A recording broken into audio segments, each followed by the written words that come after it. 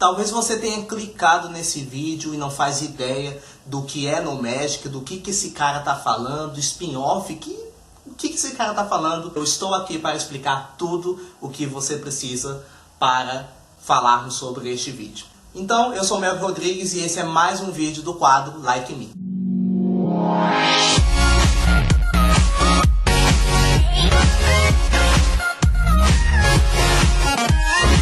Bom, galera, esse vídeo entra no quadro Like Me porque estamos falando de algo que é relacionado sim à minha carreira.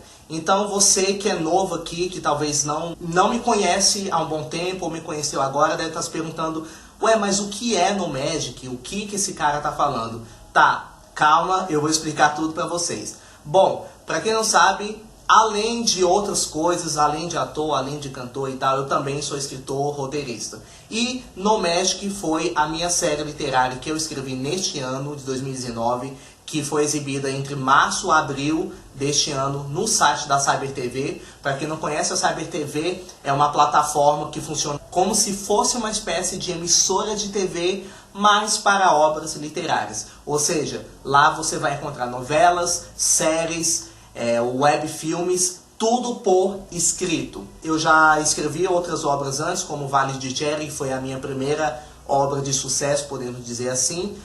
Antes de Vale de Cherry, lá em 2010, eu escrevi uma outra obra que se chamou Mundos Divididos. Foi um sucesso relativo naquela época, porém a obra assim que expandiu, digamos assim, a minha carreira como escritor foi Vale de Cherry. E agora, em 2019, eu trago No Magic como a minha nova aposta aí, uma história de suspense. Esse vídeo vai ficar longo, então provavelmente a gente vai dividir em duas partes, até para não cansar vocês. Vai ter alguns spoilers sim, mas antes de você sair daqui, e eu vou contar um pouco da sinopse da história, para caso você ainda não conhece e se interesse, passe a ler também, beleza? Então vamos lá. No Magic conta a história de um pessoal que vivia dentro de um circo no sul do país, e um certo dia aconteceu um acidente envolvendo a Vitória, uma das trapezistas do circo, e o namorado dela, Miguel, que é o malabarista, foi acusado de ter planejado o assassinato da namorada. O Miguel acaba sendo preso pelo assassinato da Vitória, só que os crimes contra os artistas daquele circo continuam. Então começa uma onda de segredos para tentar descobrir quem foi o responsável de ter provocado a morte da Vitória e assim está cometendo os crimes com os demais integrantes do circo. E aí, gostaram? Antes de entrarmos na parte com os spoilers, eu vou explicar mais uma coisa para você que não conhece a história também entender, beleza? Primeira coisa, galera, que vocês precisam entender, tanto o pessoal novo quanto o pessoal antigo, é que No Magic não é um livro. É uma das coisas assim que acho que as pessoas não conseguiram entender ainda, que No Magic não é um livro. Nem mesmo Vale de Cherry, que passou a ser um livro depois, não é um livro. Essa história foi feita para o formato de série, para o formato de uma série de TV. Ah, mas como que vai ser uma série de TV se você me falou que é escrito? Sim, beleza. Só que a minha forma de narrativa segue o padrão das narrativas de roteiro de uma série. Tudo bem que eu misturo o literário com a narrativa de roteiro, mas a história em si, tanto No Magic quanto Vale de Cherry, não é um livro. É isso que as pessoas assim precisam tirar esse conceito da cabeça de pensar que essa história é um livro, porque não é. Agora sim, galera, eu vou entrar nas partes com os spoilers. Então, se você não quer saber dos spoilers, não quer saber o que acontece, só deixa seu like aqui. E embaixo, na descrição, eu sempre deixo o link das minhas obras. Tem de Vale de Cherry, de No Magic e do conto de terror que eu fiz no ano passado, Reflexo da Morte. Então, se caso você tiver interesse, entra lá nos links que eu deixo abaixo na descrição e talvez você queira começar a acompanhar uma de minhas obras. E se você não se importa com spoilers e está curioso para saber o que foi que aconteceu nessa obra, nessa história de No Magic, então fica aqui com a gente junto com os demais e chega mais que temos muita coisa boa para contar para vocês. O final de No Magic dividiu a opinião do público, teve gente que gostou, teve gente que não entendeu, teve gente que acha que fingiu que entendeu ou não soube interpretar. Na verdade, a maioria dos meus leitores, do pessoal que me acompanha desde acho que desde a época de Mundos Divididos, sabem como funciona a minha escrita, como funciona a minha forma de escrever. Então, o pessoal que leu Nomad, que já leu Vale de Cherry antes, é um pessoal mais calejado. Então, é um pessoal que já conhece mais ou menos como que funciona a minha narrativa. Apesar de que Nomad é totalmente diferente de Vale de Cherry. Então, não dá assim para comparar as duas em questão de história e em questão de enredo. Vamos falar um pouco do que aconteceu nesse final que dividiu opiniões. Tivemos aí o início do julgamento do Miguel. Acho que é o momento assim mais esperado da série. A série toda aconteceu muita desgraça na vida do Miguel, na vida de todo mundo ali. Eu acho que a morte da Vitória desencadeou uma onda de segredos, de acontecimentos, de eventos com todos os que trabalham no circo e também todos aqueles que são parentes do pessoal que trabalha no circo. Não foi uma coisa que atingiu apenas o Miguel, acabou atingindo todo mundo ali. Eu sempre recebia mensagens no WhatsApp, pessoal, nossa, Mel, que esse julgamento tá pegando fogo e tal, nossa, que tá muito forte tudo que tá acontecendo no julgamento. E realmente, galera, foi uma parte assim muito importante pra série, foi essa parte do julgamento do Miguel. No final do capítulo 13, tivemos aí o surto do Edgar. O Edgar, surtou na hora, ele estava dando depoimento, ele está muito transtornado pela morte da Gardênia, que foi no capítulo 10.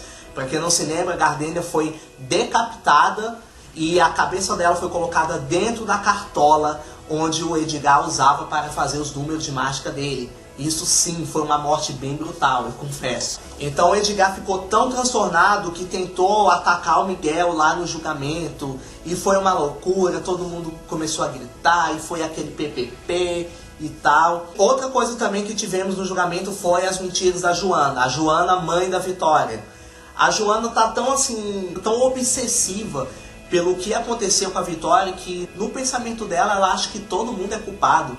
Então, ela quer fazer de tudo para ferrar o Miguel, para dizer que ele que foi culpado, que ele que deixou aquela carta uma noite antes da morte da Vitória na casa deles. Ela chegou a mentir no tribunal dizendo que o Miguel chegou a bater nela, a bater na Vitória. Gente, isso nada a ver, nunca teve isso, nunca teve indícios do Miguel ser um cara violento, de algum dia ter levantado a mão para a Vitória. E para completar, o pai da Vitória, o esposo da Joana, sofreu no passado com um problema de alcoolismo, tanto que no episódio 6, o Lobo Atrás da Porta, no momento de tristeza do pai da Vitória, ele pega lá uma garrafa de uísque, aí começa a se embebedar, ali dá a entender que ele teve um problema com o alcoolismo e depois do que aconteceu com a Vitória, ele acabou voltando a fazer isso. Tivemos aí o retorno da Karina. Eu acho que o retorno da Karina foi um dos pontos assim mais polêmicos do final da temporada, porque ela apareceu ali no finalzinho do penúltimo capítulo pro último,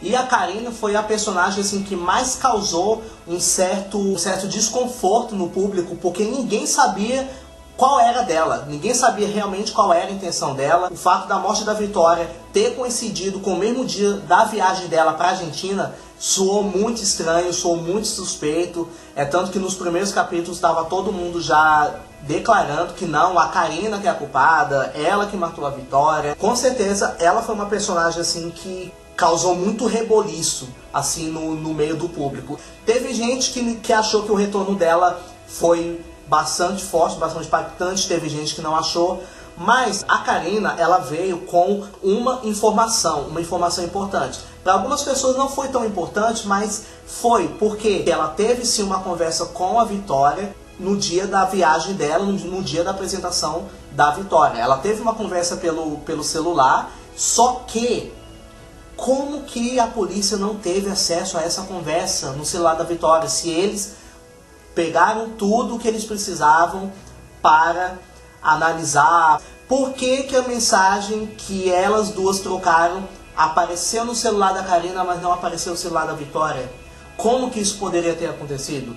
Então, tenta desvendar aí. A doença do Pedro, eu acho que o Pedro foi um dos personagens assim que mais causou revolta no público, acho que principalmente as mulheres, pelo fato do que aconteceu com a Alexandra, a esposa dele. Teve muita gente que chegou pra mim e falou: Melk, mas em nenhum momento foi enfatizado o que de fato o Pedro tem. Sim, eu sei. Em nenhum momento eu cheguei a explicar ali o que realmente o Pedro tem. Por que que ele é daquele jeito, por que que ele age daquele jeito, entendeu? Acho que o arco da Alexandra ficou muito bom, porque ela deu assim ela deu um destaque a mais na série. Por mais que ela não seja uma das protagonistas, mas esse drama dela, dele ter estrupado a própria esposa, lá no capítulo 6 também, eu acho que isso deu um realce a mais assim na série.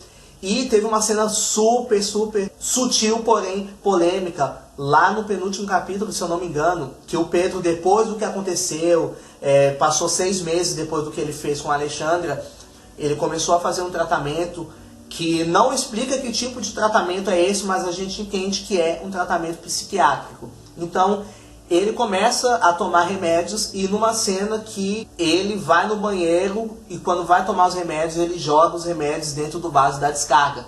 Aí todo mundo chegou pra mim, meu Deus do céu, o que que o Pedro vai fazer, não sei o que, por que que ele jogou fora esses remédios e não sei o que, e isso e aquilo. Então, realmente, por quê? Porque esse desespero do público? Porque ele é um dos jurados do julgamento do Miguel. Então, ele sendo um dos jurados poderia ser uma coisa a favor da gente, a favor da turma do Miguel e de todo mundo. Porém, não foi isso.